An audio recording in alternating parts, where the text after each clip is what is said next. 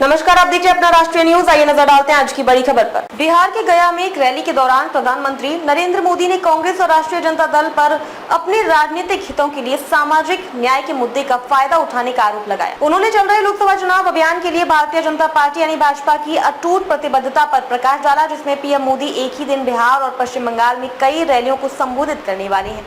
ये समर्थन जुटाने और प्रमुख चुनावी युद्ध के मैदानों में मतदाताओं तक अपना संदेश फैलाने में भाजपा की सक्रिय भागीदारी का संकेत देता है। एएनआई के साथ एक साक्षात्कार में पीएम मोदी ने आगामी लोकसभा चुनावों के लिए अपने घोषणा पत्र में उल्लेखित अवधारणा एक राष्ट्र एक चुनाव को लागू करने के भाजपा के संकल्प को दोहराया। ये चुनावी सुधार और देश भर में चुनावी प्रक्रिया को सुव्यवस्थित करने पर पार्टी के रुख की पुष्टि करता है।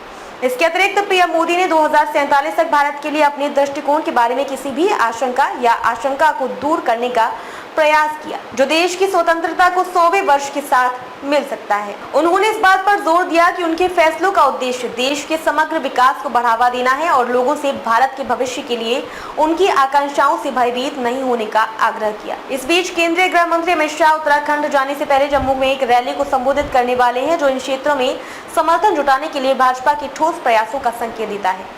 ये मतदाताओं को प्रेरित करने और अपनी चुनावी संभावनाओं को मजबूत करने के लिए देश के विभिन्न हिस्सों में प्रमुख नेताओं को तैनात करने की पार्टी की रणनीति को रेखांकित करता है। विपक्ष के मोर्चों पर एआईसीसी महासचिव प्रियंका गांधी वाड्रा सीपीआई उम्मीदवार राजेंद्र रियांग के समर्थन में अगरतला में एक रोड शो करेंगी। ये प्रमुख निर्वाचन क्षेत्रों में अपने उम्मीदवारों के समर्थन और रैली को मजबूत करने के विपक्ष के प्रयासों को दर्शाता है।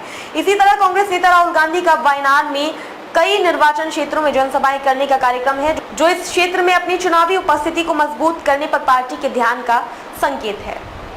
कुल मिलाकर विस्तृत अपडेट लोकसभा चुनाव अभियान की गतिशील प्रकृति को दर्शाते हैं, जिसमें पार्टियां मतदाताओं को लुभाने और चुनाव से पहले अपनी स्थिति को मजबूत करने के लिए रैलियों, रोड शो और सार्वजनिक बैठकों में सक्रिय रूप से शामिल होती है। अब तक के लिए बस इतना ही। फिर होगी आपसे मुलाकात ऐसी एक और बड़ी खबर के साथ। तब तक के लिए नमस्कार और देखते रहिए अपना राष्ट्रीय न्यूज।